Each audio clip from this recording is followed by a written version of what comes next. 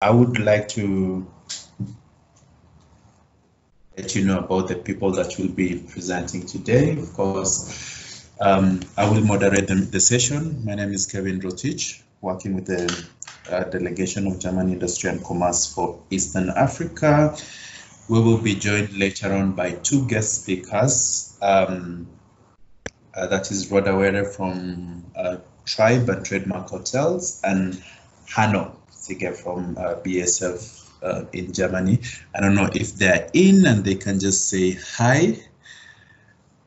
Yeah, I think I can see them on the guest list. I'm here. Hello to everybody. Nice to be here. Thanks for inviting me. Thanks, Hanno. Good morning, everyone. I'm glad to be here. Okay. Thanks, Rhoda. All right, so before we start, I would give the mic to my colleague and our team leader, Bruno Bacchus, just to give us his welcome remarks. Thank you, Kevin, and thank you all for attending this webinar. I was a bit surprised that so many people attended and still coming in. Good morning to you all. I would like to start or to welcome you with an anecdote, an experience I made about 2 years ago. We attended a meeting about TVET, and we had a stand there as AHK, and we were showing our roll-up banners about a dual vocational training system. And there came a guy along, I think he was a dean from a university here in Kenya. And he said, oh, look, this is the famous German dual vocational training system. Everybody wants it, everybody takes it, they put something in, they take something out, and what do they get? Is something. And then he walked on. I was a bit baffled then, and I thought, what does this guy mean? He thought, no, he did two mistakes. He made two mistakes. One was, he thought the German dual vocational training system cannot be implemented in a different country and cannot be adapted to a different country. And that was a big mistake. It cannot be done, of course not, because it's the German dual vocational training system and not the Kenyan one. But it's a flexible system. Flexible means you can adapt it. You can work on it. You can work on it in every country all over the world. And that's what we are doing. So at the end of the day, you adapt it. So you strike out the German and you have a Kenyan dual vocational training system. You have a Vietnamese Kenyan dual vocational training system, or you have a Mexican, or whatever you like. You just have to work together with the countries, with the ministries of education, and you have to adapt it to the special circumstances in these countries. So that's what we are doing, and this is what we did. So keep in mind, it's flexible. It's not a German system. It's a system that's been used in Germany and developed for 60 or 70 years now, but it's working everywhere else. So this is it from my side as a welcome. So I give over to Kevin again. Kevin, up to you. Thank you so much, Bruno. I always love that illustration about what people perceive the dual vocational training to be. But yes, this webinar, we will get to learn more about it for those who have not interacted with it.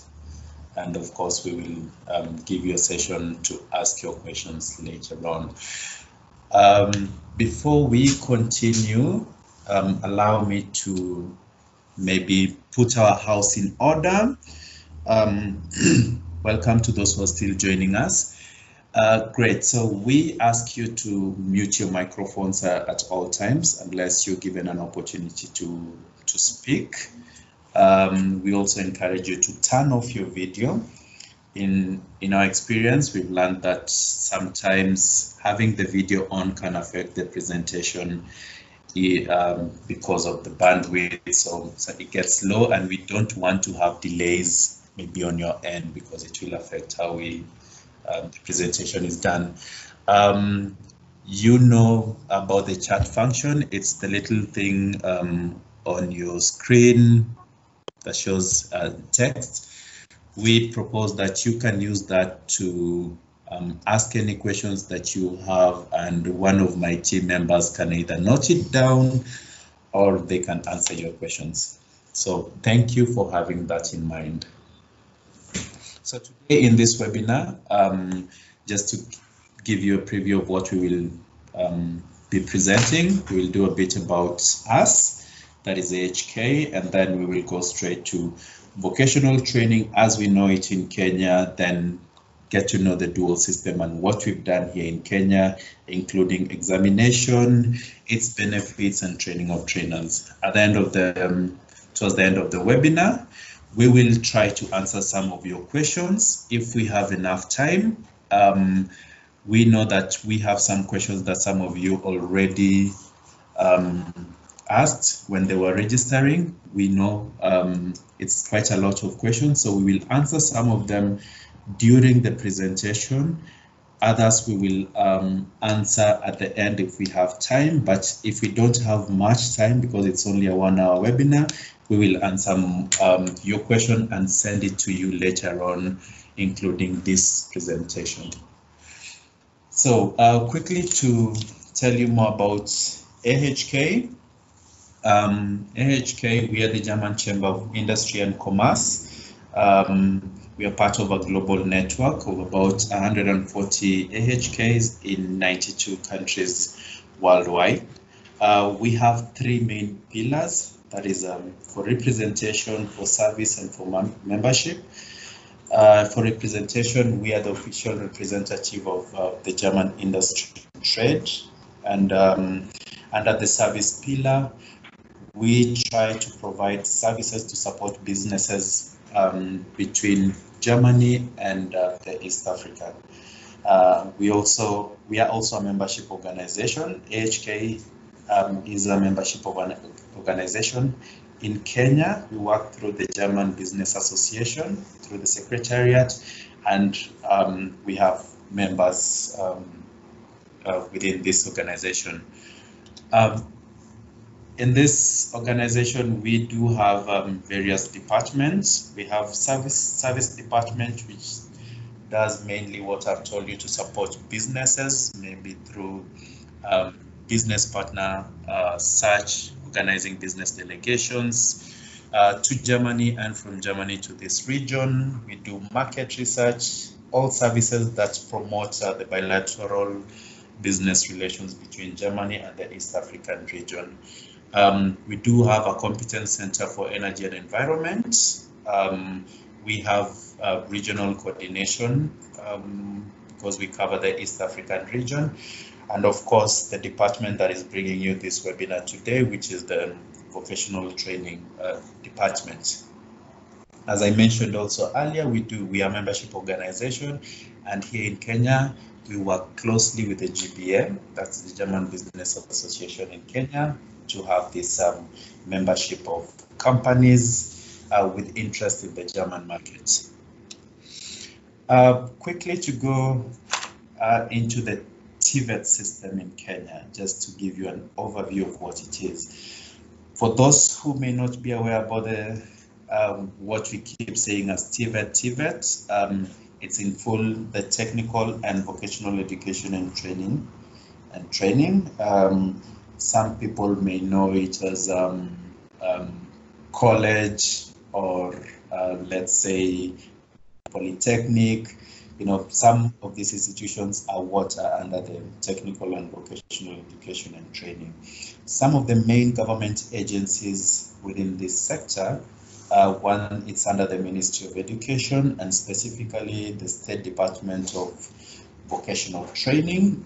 Under that, various agencies are there. We have the TVET Authority, which is mandated to do the registration and licensing of vocational training institutions. We have the TVET CDAC, which is mainly mandated with the development of curriculum, and we have also the Kenyan National Qualification Authority, which sets the qualifications and also shows the progression pathways in Kenya. I believe some of them may be in this webinar, and if a specific question comes to them, then we will be able to give them also a chance to answer your questions. One very key other institution is NITA, the National Industrial Training Authority, which is also mandated in ensuring that we have trained personnel within our industries.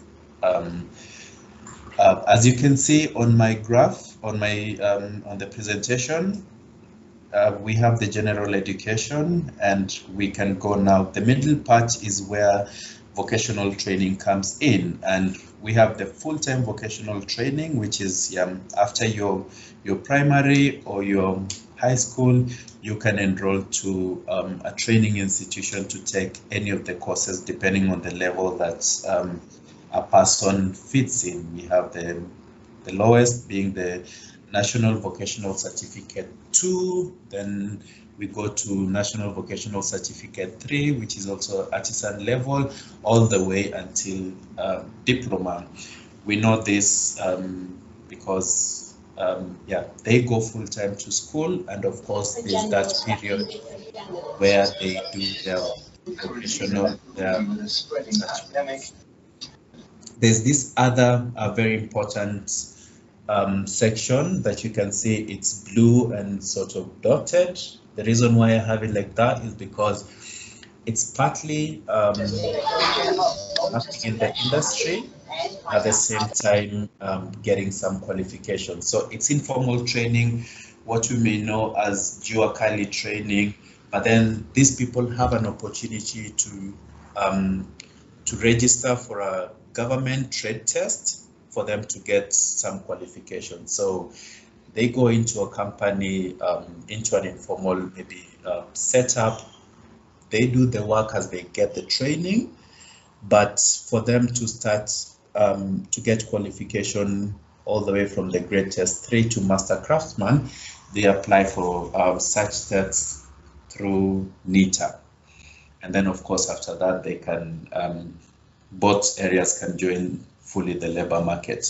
So this is the system as we know it here in Kenya. But then later on we will see the difference between that and the German system. But I think we can appreciate that there's something that of course there's a blend, one with completely going to school, and one you go straight to the company and you get some form of education.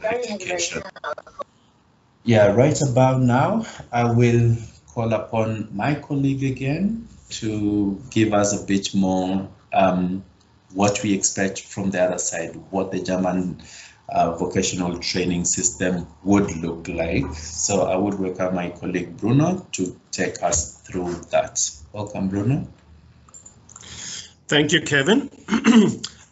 What you see now is just a simple graph of the German Dual Vocational Training system. The general education in Germany is between 10 and 13 years. When you finish school after 13 years, this is high school, you can study everything you want. If you finish after 10 years, most of these people are attending a dual vocational education and training, a dual training. You can do both when finishing with high school, and lately more and more people are doing that. They finish high school, they start a dual training, and then they go to university and make their bachelor or master's degrees. It's just changing now for a few years now. 70 years, some years ago, we had 70% of the population attended a dual training. Nowadays, it's only 52%. We have you see on the right side the dual vocational training, and you see on the left side the full-time vocational education. This is a training. This is a bit different from the dual vocational training. It's dual in a way, and it's targeting especially occupations like nurses or midwives and so on. So in the health system, because that's a bit different from the administration or technical professions. After that, of course, there's the labor market. So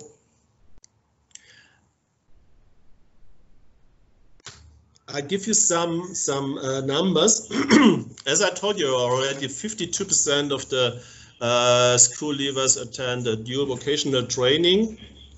In Germany, we have now 1.3 million trainees doing a training in 324 professions, or 26, that changes sometimes. 1.3 million, and there are 500,000 every year coming into the system.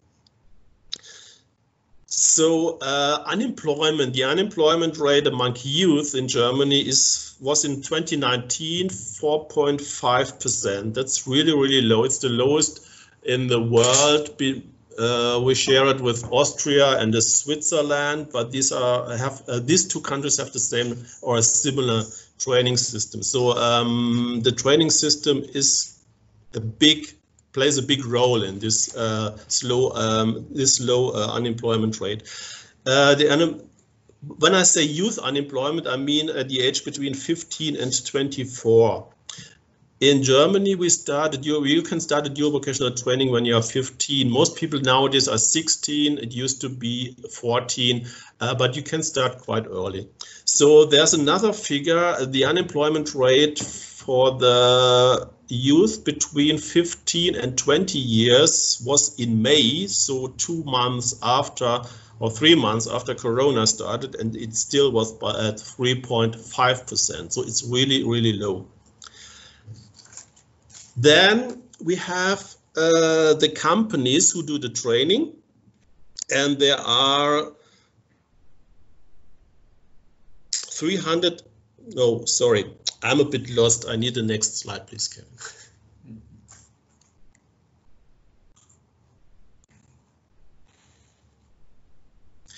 Okay, the main, why is it called dual vocational education and training system? Dual means the training is happening in 2 venues. One venue is the school and one venue, the other venue is the training company.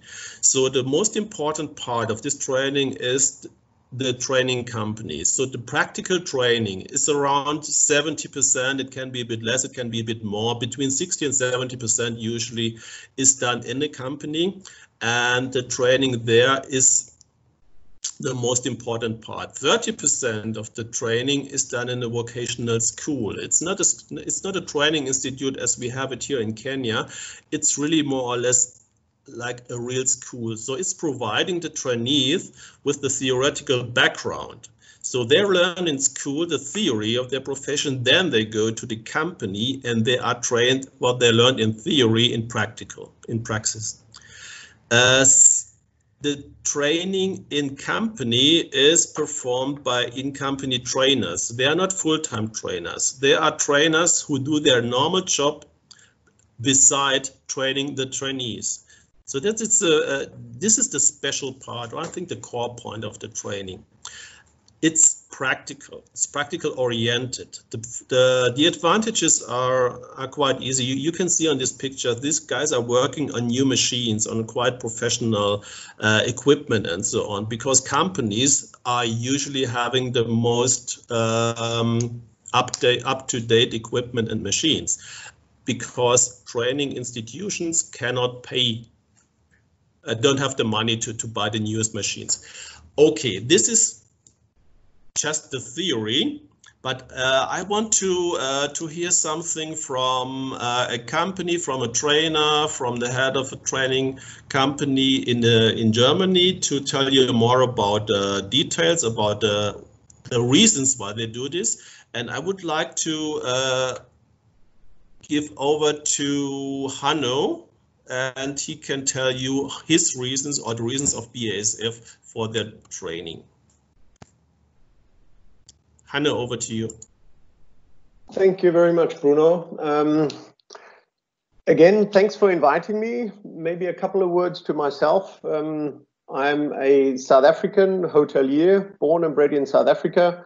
Worked 7 years in South Africa, but in the meantime, I have worked 27 years in Germany, purely in the hotel industry. Working in private hotels with Intercontinental and with Hilton. And since 14 years now, I've been working with the BASF. Next slide, please.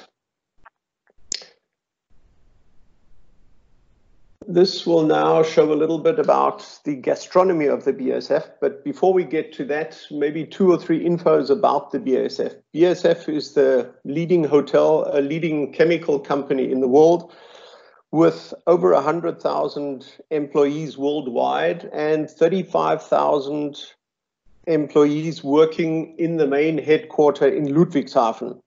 And that's where we are based with the gastronomy of the BASF. BASF in all does vocational dual education for about 30 different professions. And not only do they do the classical chemical professions, but of course they also do the hotel professions. And we are lucky enough to be able to educate 4 different professions with us, which I will get to later. A couple of infos to the gastronomy itself. We do a turnover of about 50 to 60 million euros per year, and we have a staff of about 500. The gastronomy originally started out with the employee canteens. Now we have 11 canteens and we do 10,000 meals per day. Then we also have the catering, which does all of the surface area of the BASF. The BASF production site is 7 kilometers long and 3 kilometers wide.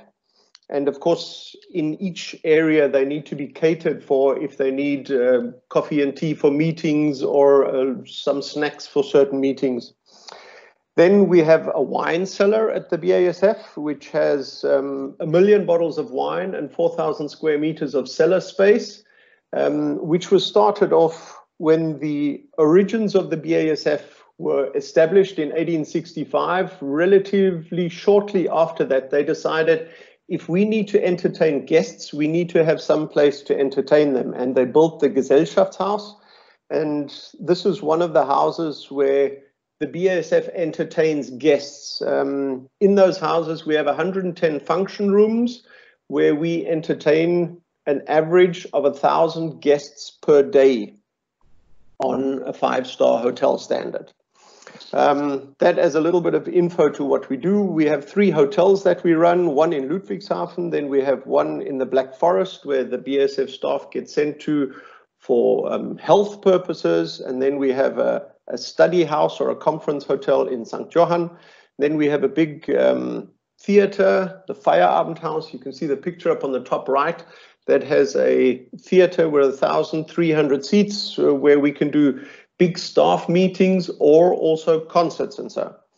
Now at the BASF, we're very lucky to be able to do this dual education, and of the 1,000 Azubis or vocational trainees that the BASF has each year, we have a total of 35 trainees per year. And one of these trainees made this presentation last year when we had Bruno and Kevin visit us with a delegation, and we were privileged enough to show a couple of people from Kenya what we do. So this is her presentation. Jana is doing her final exams at the moment, so she's not in on this with me because she's finishing her vocational training this year. It's a little bit later than planned because of Corona. All the exams have been moved to the back a little bit. The next slide, please. With having 35 trainees each year, we 14 years ago when I started changed the system a little bit and we increased the amount of trainees because at the BASF we have a little bit of a privileged situation that we can offer a very, very professional vocational training. So we decided to let the local market have some of this because we don't take over the trainees once they've finished working, because 35 per year, we don't need 35 new staff every year. So we train these people at a very professional level and then we send them out into the market. So having 35 each year, we have about 100 trainees with us at any one time. Now, what are the advantages of having a dual training system?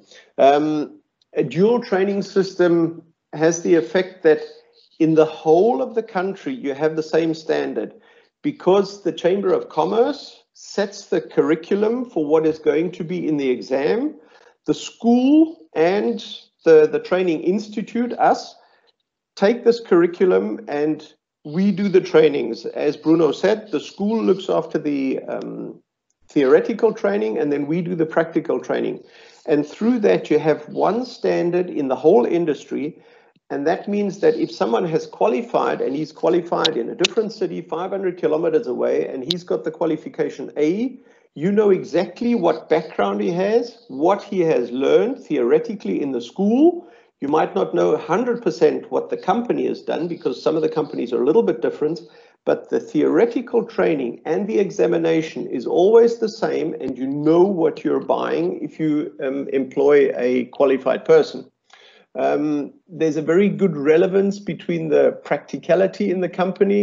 The people are integrated into the working order. Of course, they moved in slowly and they don't start working straight away. We in our company look after the first year trainees very differently to the second year trainees. In the first year trainees, they're shown a lot more how to do the things, and from the second year they start working with it, and in the third year they can basically do the complete job of a qualified artisan. Of course, this three combination between the school, the Chamber of Commerce, and of the company is very important. And then you have the examiner, the teacher, and the trainer all working with the same curriculum to bring the same information over. The responsibilities are different. The Chamber of Commerce looks after the degree that they get. The school looks after the theory. The company does the practice. And a lot of support is built through this network because, of course, the trainees work at site with us, so they get to know all the people at work. And at school, they meet all the trainees of all the other companies. And through that, the network to gain further jobs afterwards is also a big advantage. The next slide, please. This just basically explains in what professions we employ how many trainees each year. The top two parts adds up to 35 trainees in 4 different professions. We qualify restaurant professionals, cooks or chefs as you call them, hotel professionals, and then also the professionals in the system gastronomy. And after these guys have finished, we offer the best 2 candidates in each of these 4 jobs a further education with us. We take them for 2 more years on a contract, and then they get qualified further with the Institute of Culinary Arts, which I'll say something to in a couple of minutes. The next slide, please. This explains a little bit what we are looking for our candidates. One of the apprenticeships we offer is the Trainee International Hotel Management. This is a shortened hotel professional that goes to the university directly afterwards. They study with us, the hotel professional, for 2 years. They qualify as a hotel professional, and then they have a guaranteed spot at the university, and they study international administration at the University of Worms afterwards. So they basically do 5 years. They finish with 2 degrees. They have the hotel professional from us, and then they finish off with a Bachelor of Arts. The next slide, please. This is the next example. This is just the hotel professional. He does a more profound education with us. He does 3 years with us, and he needs to do that because he might not have a high school degree which ends at the 13th year. If he only finishes with the 10th year of school in Germany, then he needs to do the 3 years with us. And this is the basic training, which 95% of the vocational training that's done is done on a 3-year basis. Only very few of them are done on a 2-year basis. The next slide, please. This slide basically shows how the steps can be after you finish a professional training in Germany. Basically, you go through 3 positions depending on which department in the hotel you're in. And then afterwards, you basically qualify for a head of department. After that, you qualify as a assistant GM, and after that you can be a hotel director. And this is one of the slides that we do the marketing for when we try to acquire new vocational trainees, to explain to them what your career chances are. We're lucky in the hotel industry. It's one of the industries where you can move up in the ladder the fastest, and we try to show this with this slide, and it gets the guys very motivated to join us. The next slide, please. As I said, after the trainees finish with us, in each profession, we offer the best 2 trainees a further education with us. They get taken over for a further 2 years, and we register them at the Institute of Culinary Art. And at the Institute of Culinary Art, they do a Fernstudium, which is where you study from home, basically. They work with us full time and they study from home. And they qualify with an additional degree after 2 years, which is also approved by the Chamber of Commerce. And this binds them a little bit more to us, gives them another extra step after they're done. And of course, after that, they have a much better qualification than if they had only done their 3 years. So we try to show with this system that you can use this vocational training in different ways, not just the basic 3 years of it, but then also we send them to the university to study and get a bachelor degree afterwards, which attracts a lot of the young people nowadays. They all want to go and study and get a bachelor. Or if they want to go on the practical side, we send them to the Institute of Culinary Arts and we do further education there. And these 2 additional possibilities are only possible because this dual education in Germany has a standard throughout Germany, which is the same. And you know that the requirements are set to go into these 2 additional fields. That basically summarizes what we see as the advantages we have. And looking forward to the questions and ideas you guys have later. That's it from my side. Thanks a lot to everybody, and I'm looking forward to the questions later. Thank you very much, Hanno, for that presentation. I'm sure the participants could see how much maybe some German companies are investing in training, are investing not only in training, but for their future employees. So in Kenya, we tried to try and adopt this system of training since 2017, when we started a project here under a bigger program called Skills Expert Program, which is present currently in 10 countries. And the main goal of this was just to see, is it possible to adapt dual vocational training within the Kenyan context? What we did, we started with, of course, first trying to get all the necessary accreditation, the go-ahead from the government to do this kind of project and also system of training. After that, we started with the hospitality sector, which kicked off first. The first course started in February of 2019. So within the hospitality sector, we are working with some hotels, and we started with 2 courses, training to be a chef and also training to be a hotel specialist. So this is about 2.5-year training program following the dual way, and we work with a vocational training institution here in Kenya called Kibondeni, and we have a few hotels that we started working together. We plan to do another course within the logistics sector. We should have started, but due to Corona, things are a bit slow now, but we still intend to start that. And I hope we have some logistic companies within this webinar so that they understand more about the system and how they could implement it. Right about now, I want to welcome another colleague. Okay, she's now a colleague since we've been working together for almost 2 years now.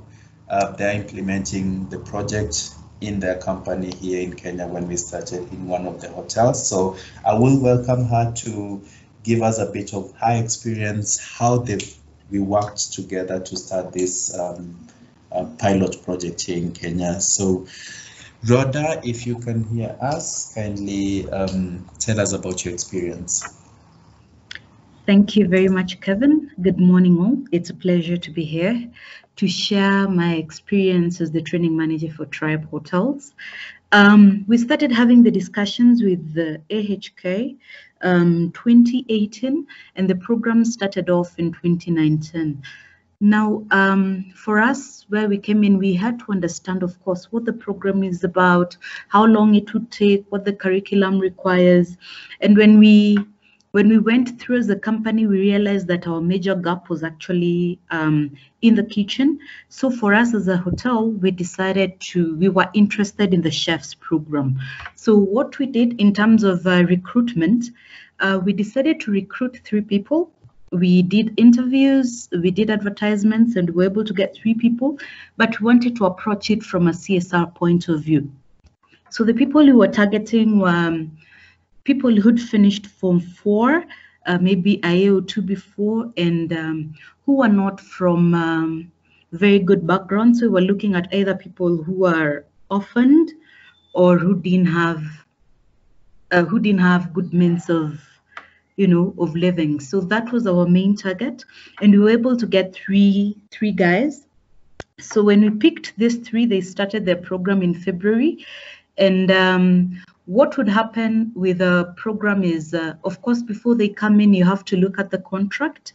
What AHK did is they gave us a guideline of the basics of a contract, what we can give in terms of a monthly allowance, the minimums. And we decided to go above the minimum because the AHK gave us a minimum of about, I think, 14,000. So we decided as a company that instead of just giving them an allowance, we decided to give them a contract like we would give other employees. We decided to give them benefits like leave, medical, because we wanted them to feel as part of the employees. We were looking at the long term of after the 2.5-year program is over, we would want to take the 3 guys in. So for us, the contract was more like for a staff that is our original staff. The way the program works is most of the time they spend at the company doing the practical after they've already gone through the theory. So in school, they're given the basics of the new topics that are coming in, but when they come to the company, we have to follow a curriculum, because the way the curriculum has been done, it's very clear what they're to cover in school and very, very clear what the company has to achieve or teach the students. So it's also important to make sure you have a mentor or you have a trainer who is in charge of these 3 trainees. That makes it easier for us to follow the curriculum and for them to also have a connection between what they're learning in school and what they're learning in the company. That was our approach in terms of recruitment for last year. This year, we decided to pick a different approach. We have already selected people.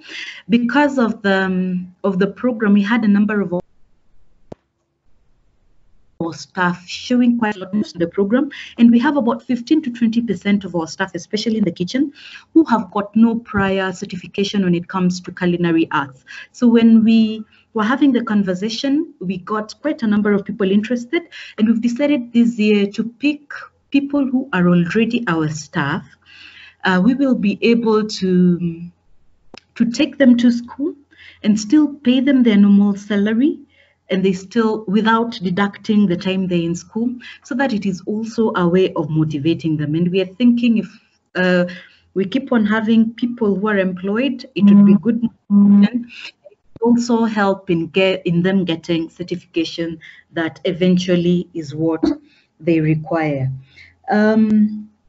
In terms of training, what we liked about AHK is the amount of time they took to prepare us for the program. There's continuous communication. They even had to train us on how to be trainers so that we're able to lead the program. They've been carrying out quite a number of TOT courses throughout the year. So it gives us enough time to still sponsor the mentors or the people who are leading this program in the kitchen, for them to go and get to find out more about the training and see how best we can bring up the 3 people that we have. In terms of benefits, what I can say is I like the fact that the curriculum was very, very clear in terms of what needs to be done and by when. We know when the exam period is going to be, and therefore you have enough time to even prepare the stuff. I like the fact that they spend 70% of the company, and that makes it easier for them to know what the company is about, and it brings ownership. I know part of the challenges that we had at first is the staff. The rest of the staff are wondering, who are these? Are they special? What are they doing here? But over time, they have come to appreciate what the program is about, and I think that's why we got a number of people interested in joining the program. Over 2.5 years, of course, you expect this person to have gotten into your culture, this person to have known how the Tribe Hotel works, how our kitchen works, and therefore we are hoping that by the end of the 2.5 years, definitely we give them jobs, because then they belong, they're part of us. Because if you're spending 70% of the company throughout the year, then you get used to what we do and you become one of us. So that's our plan, to eventually absorb them in as part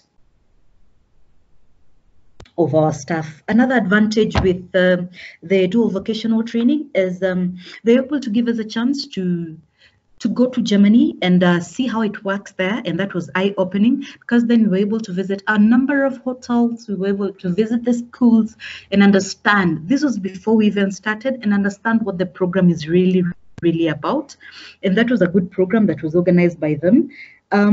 We like the fact that the scheduling, things are really organized. At the beginning of the year, you're able to get a schedule of the times that this person will be in the company, the times that they'll be required in school, and that makes it also easier for us when we are planning our rotas in the company. We also like the fact that like the school that we have partnered with, the Kibondeni, they're able to train not just on the theoretical aspects, for example, that is culinary related. They were actually starting by life skills. For us, that was so key, because we were taking people who are very, very young. We were taking 19, 20-year-olds into the program. So it was important that they understand a bit about life skills. How do I survive? How do I treat money? For some of them, this was the first time that they're going to ever have some money, you know, a little bit of an allowance. And for us, because they were young, we took the approach of paying their fee.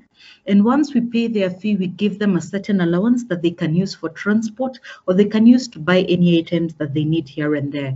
So for us, we pay the fee directly to the college, and then whatever remains on top is what we give them as an allowance. So that's what, that's what we had decided. In terms of challenges, what can I say? First year was a bit of a challenge, because of course we are in the pilot program.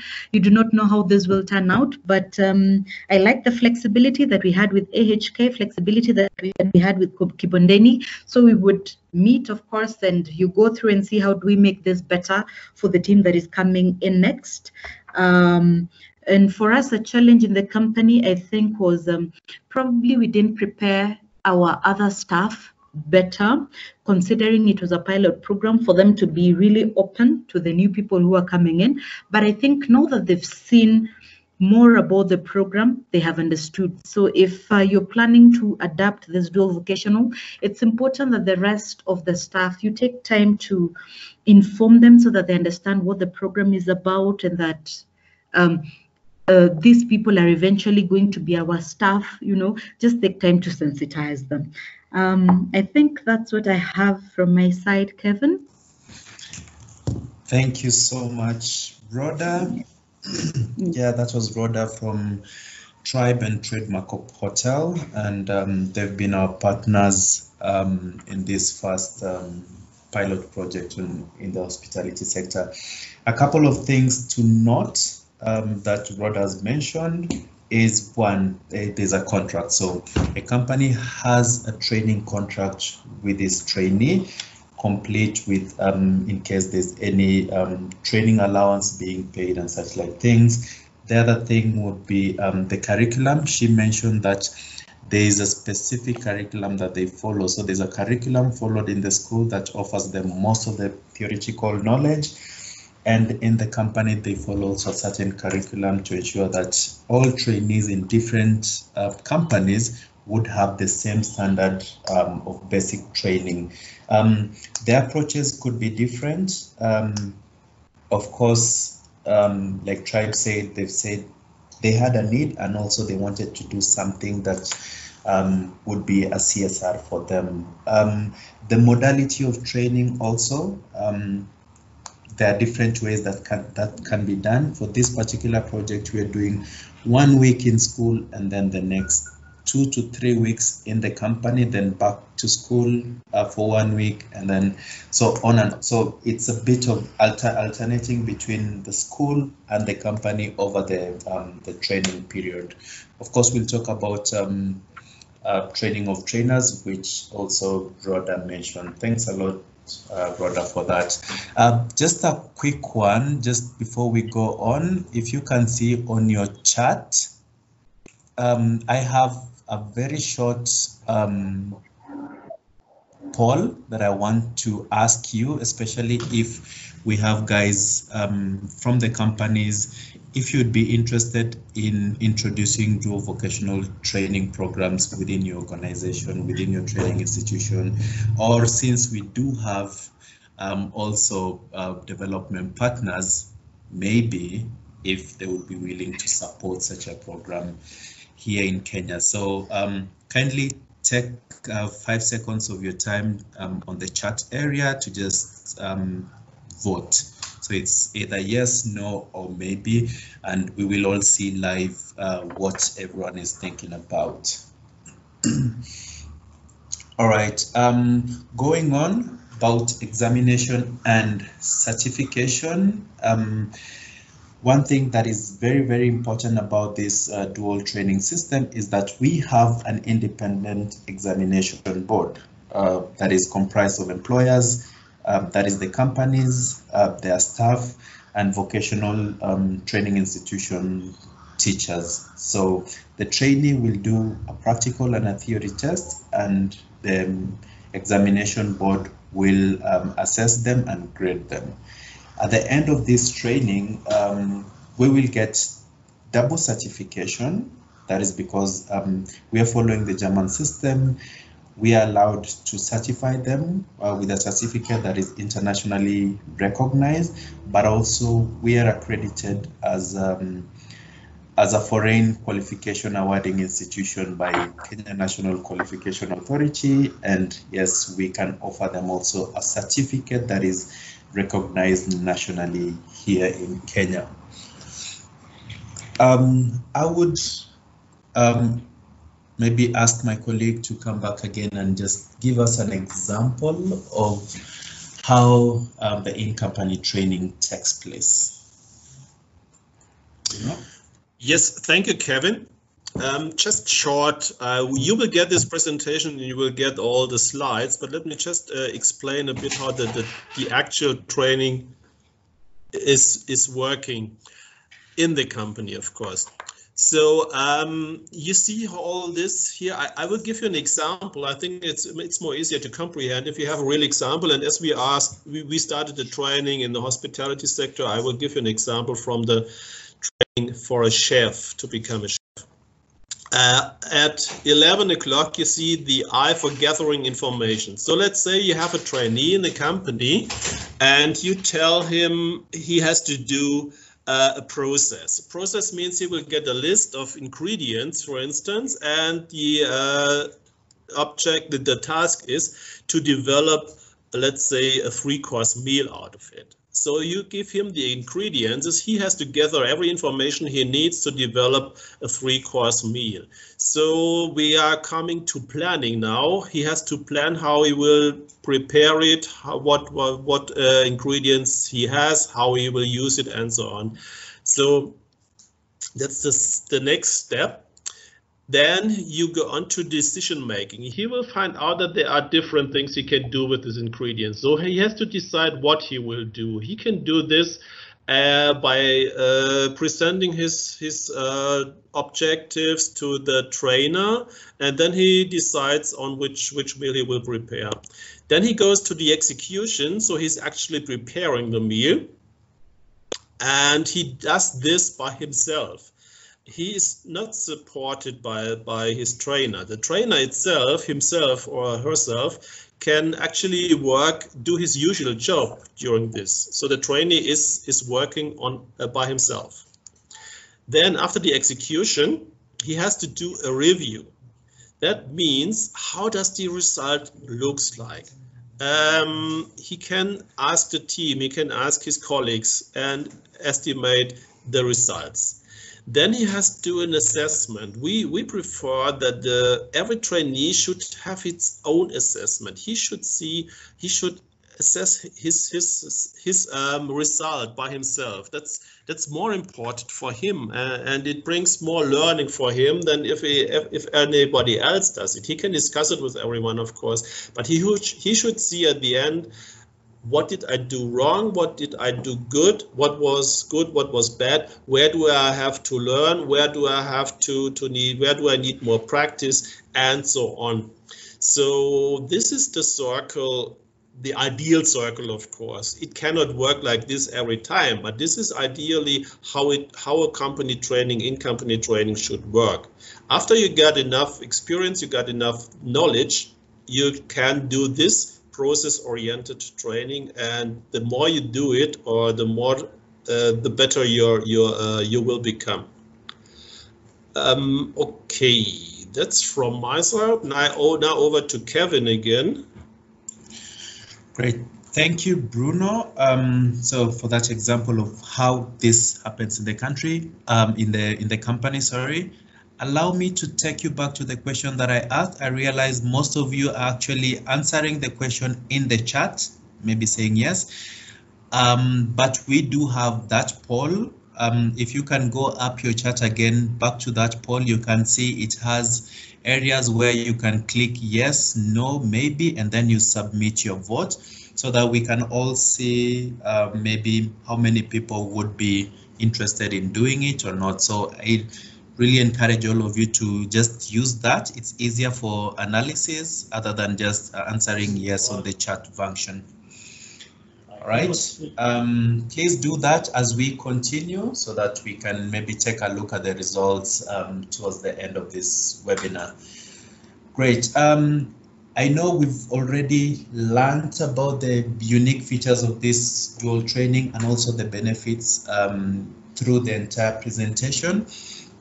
You know that there are 2 venues of training, and also the different benefits that we get for the employers and also for the trainees. I will not dwell much on that because of time. We talked about training of trainers. So before any company starts the dual vocational training, we have to train at least some of their staff to be able to implement this. So we do have this vocational trainable qualification that we offer in two versions. There's a basic version that goes for 5 days and a full course that goes for 10 days. This is for both the companies and also the training institutions, so that during the implementation of the training program, they can easily interact amongst themselves. They know what to expect from the other party. This qualification that we give, it's an internationally recognized certificate, and so you can use it if you go to any other company that you want to. I would also note that this is a prerequisite before a company can start training dual vocational training. At least that is one of the quality standards that we have to ensure. All right. Thank you very much. I don't know if I can ask any of my colleagues if there are questions that we can answer now. I see we are 2 minutes to time. Otherwise, as promised earlier on, we will be sending answers of the questions that you had provided during the registration, and if there's any within the chat function, we will answer all of them and also send it to you as a document after this webinar. Any of my colleagues to answer one? Yes, I have Bruno, and later on we can have also Esther to answer a question. Yes, thank you, Kevin. I read.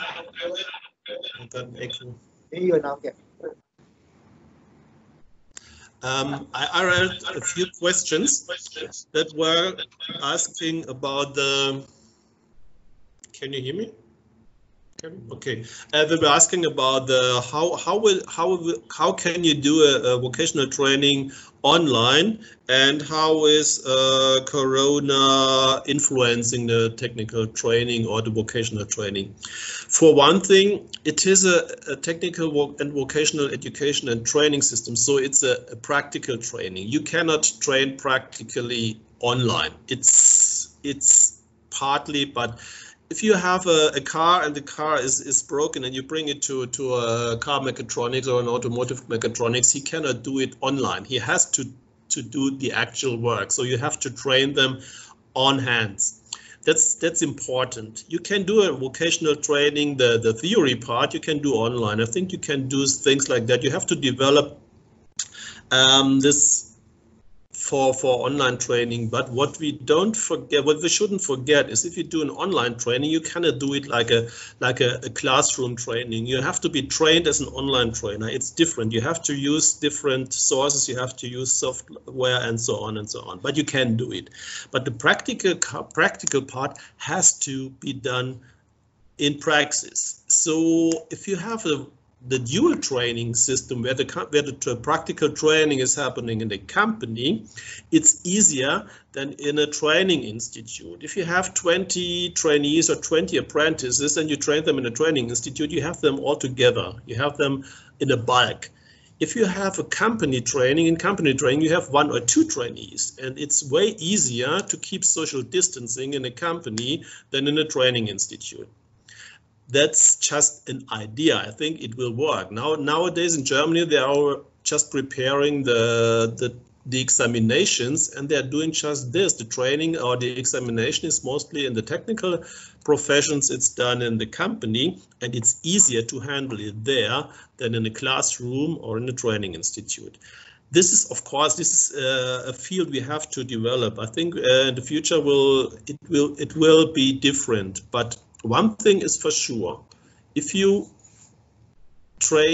are trained for a profession, you have to do a big part of it practically. You cannot do everything online. You cannot repair a car online. That's not possible. And you cannot manufacture a bottle or whatever online.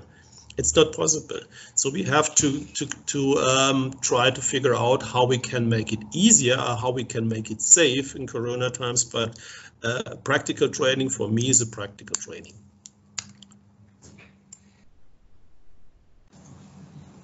Yeah, thank you, Bruno, for answering that question. I think I can answer 2. One is from Millicent Onditi. She asked what is the criteria of selecting the chefs, and as you heard from Rhoda, that this selection comes from the companies that you're working with. So the companies can decide to do to get people from outside or from the industry. And then Ashutosh asked that they are doing in India 6 months, like an attachment period. That is what I understood from your question. So is this a dual system of training, or do you recommend a better way in India? 6 months dual in the industry, it's just not dual system of training. I think from the unique features of the dual system of training, you saw that there has to be a training contract. It has to be either 60-40 or 70-30 as per the profession that one is doing. And then lastly, there was a question on which stakeholders in Kenya contribute to the dual training curriculum. I think I can refer to Bruno to answer this question. Which stakeholders in Kenya contribute to the dual training curriculum? Yes, thank you, Esther. The dual curriculum, let me explain how we did it in the hospitality sector or in logistics as well.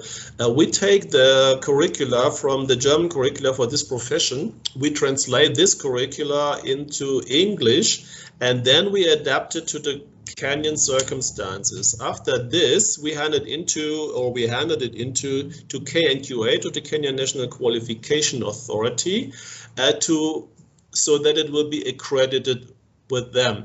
So that's the way we did it. So we work together with TVETA, with KNQA, and with CDAC, so that we are sure that everything is according to the Kenyan rules. And on the other side, the examination is our most important part. So we do the training after the German way, so that we can offer them our certificate, the German certificate, and the diploma in Kenya as well. I hope this answers the question. All right, yes. Thank you very much, Bruno. And the lady's voice was Esther. And I don't think she introduced herself. That's my colleague, Esther.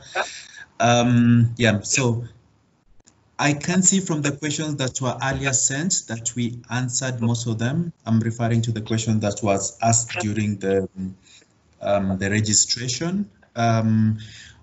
Maybe just to answer a few also from my side. Someone asked about if this they can register their photography. I can't really find it now. Yeah, their photography school. Yes, you can do that through the relevant authorities. One, we have TVETA, that is licensing vocational training institution, and you can register yourself as a trainer. Whether you can do a dual training with us, that's something that we can invite you to have this discussion with us, depending on, yeah, do we have enough companies to do this with, and is it practical and such like things. Yeah, so all in all, we do invite any questions that you may have even later on after this. You can just send it to us. I'll just put the slide on our contacts. But as I told you earlier on, we will be answering most of these questions that we do have on the chat as a document, and then we will share it with you later on. I can see some hands are up for people probably who have burning issues that they want to say. I wouldn't really want to take so much of your time because we only scheduled this for 1 hour, but I will try and pick maybe 2 people to say something. Okay, there are more than 2. So I don't know what criteria I will use to choose. But I can say maybe Geoffrey Ngui can start, and then followed by, I saw Ndong Jata, and then let me just pick one last one. I saw Millicent, is it? Michael Njugu. Yeah, those are 3 in that order. Maybe they can just unmute and ask their questions. Starting with Geoffrey. Hello. Okay, hello, everyone. My name is Geoffrey Ngui, and I am a job service officer with the Salesians of Don Bosco. We run technical training institutions all over the world, and in Kenya we have 5 of them. I think I missed. Sorry. I missed at the beginning, the introductory part about the dual training, the arrangement of the dual training system. And that is why what I wanted to ask, how it would be structured. Like, is it upon the institutions to reach out to companies, or is there a body or a way through which we can live and do? And I think the last mention by Kevin answers my question. Thank you. All right, thanks, Jeff. Okay, thank you very much. This is Antares Ndongjata, the Regional Director for UNESCO, and thank you for the presentation. I have really followed this dual system for quite some time, and the question I have right now is, how do we popularize it across Africa? Because presently we have huge challenges with unemployment, we have huge challenges with disenchantment of young people, leading to all sorts of vices. And I believe I want to focus on the policy dimension. How do we engage governments so that it would not really be like a small scale engagement as the German Industry and Commerce is really doing, but one in which government picks it up as a policy, and UNESCO is really here and ready for us to engage in really popularizing it, because I see it as the way forward, and it can open up to a whole lot of other professions. There was a mention of like nursing and stuff like that. Take, for instance, during this COVID-19, we have shortage of staff. How do we really turn it around? We can look at it even in terms of teachers teaching.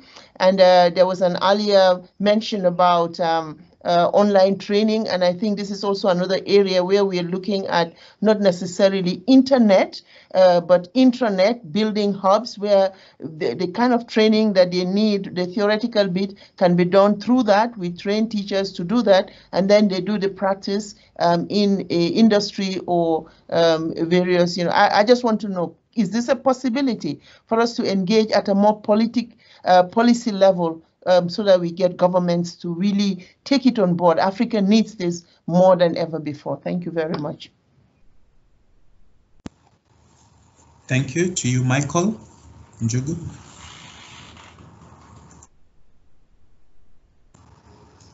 Michael. Thank you. I wish to inquire from the hotelier who presented about how managed to conduct their training in that pilot program.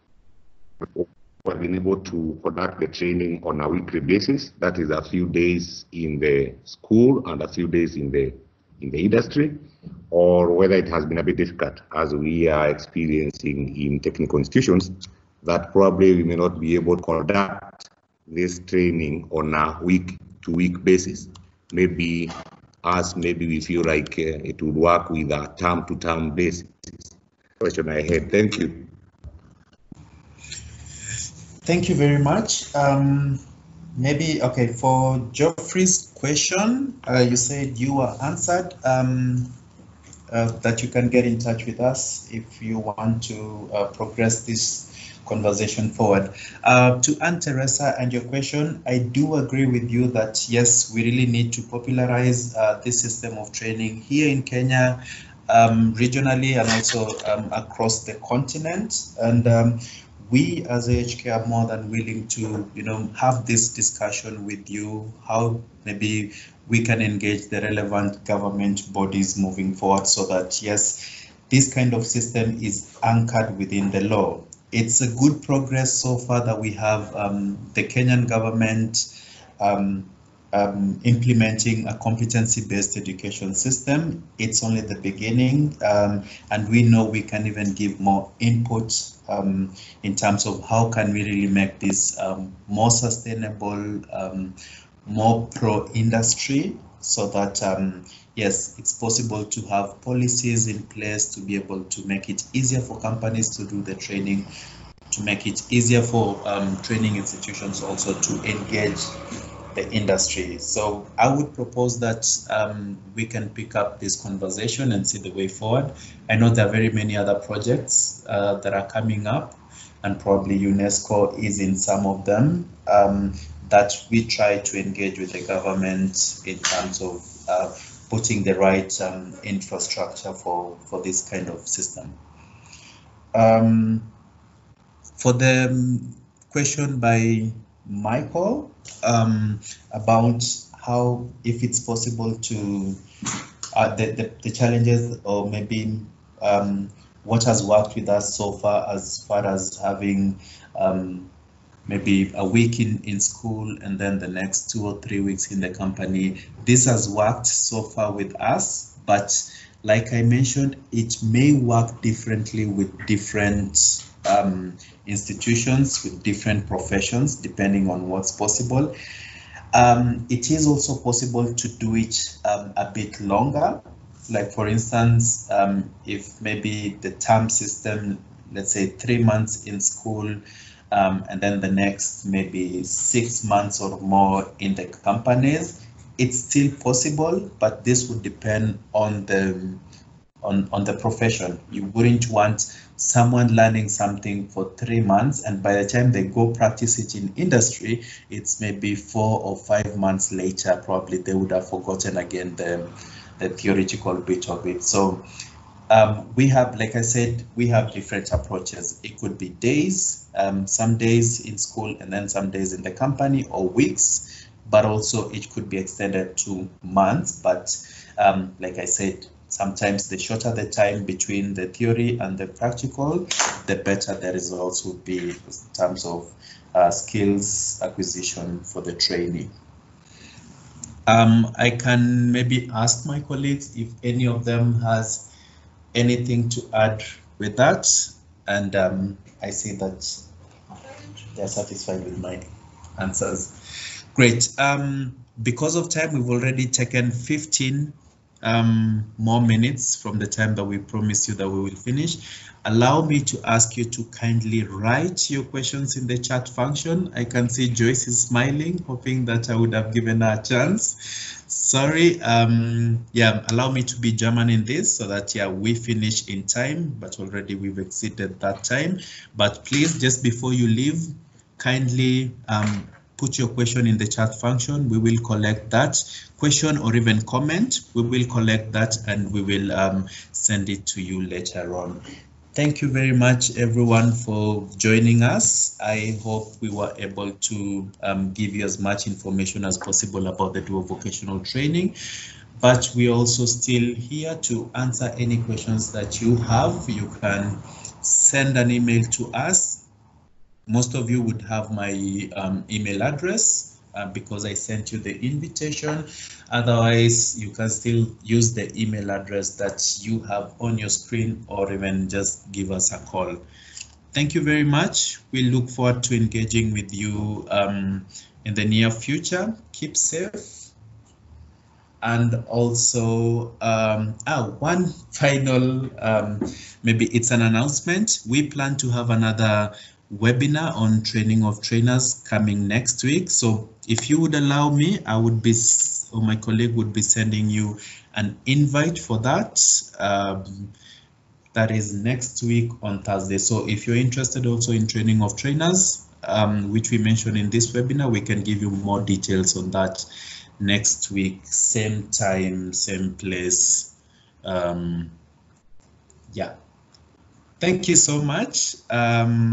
We appreciate you being here, and have yourself a lovely afternoon. Please leave your comments and questions in the chat function as you leave. Thank you.